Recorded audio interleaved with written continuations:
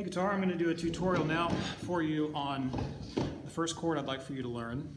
I'm going to be honest with you, this is a little challenging for those of you that are just getting started with chords, learning how to get the hand to do what it's supposed to do. So we're going to call this the G chord, and there's a number of different ways that you can play a G chord, but the one that I'm specifically teaching you here, if you can master this, then it's really easy to get to the next chord after it. So here's the way that we're going to do this one.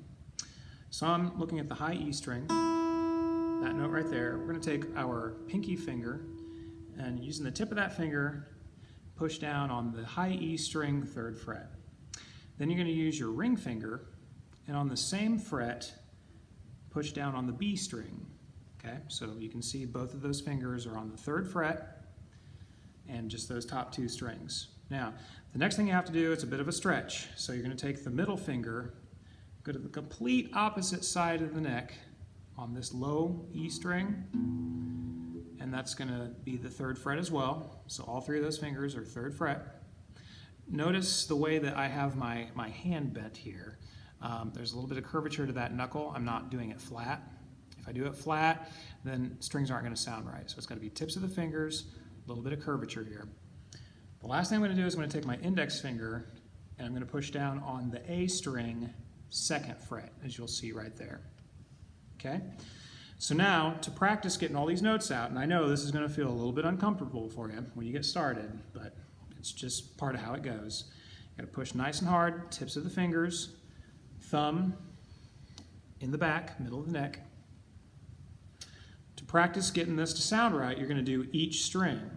So what I'm doing, I've got a guitar pick here. You don't have to have a pick, but if you do, feel free to use it.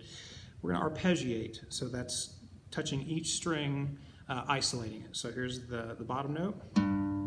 Sounds nice and clear. Next note. Nice and clear. Next note. Nice and clear. Next one. Also nice and clear. Last 2. All the notes are coming out. Now I'm going to strum it in one motion. And the chord's coming out nice and clean. Now, the reason we did each string separately is because you want to watch out that you're not accidentally doing something like this. Notice I adjusted a finger. I'm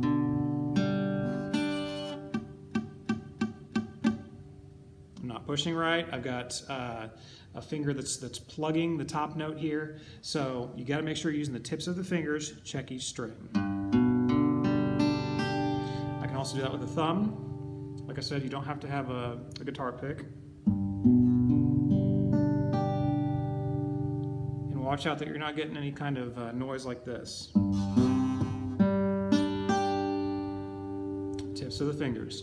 It's going to take some practice. Make sure you're working on it daily. But trust me, if you can figure this out, this is going to open up your possibilities of playing all kinds of songs. This is one of the most common chords that's out there.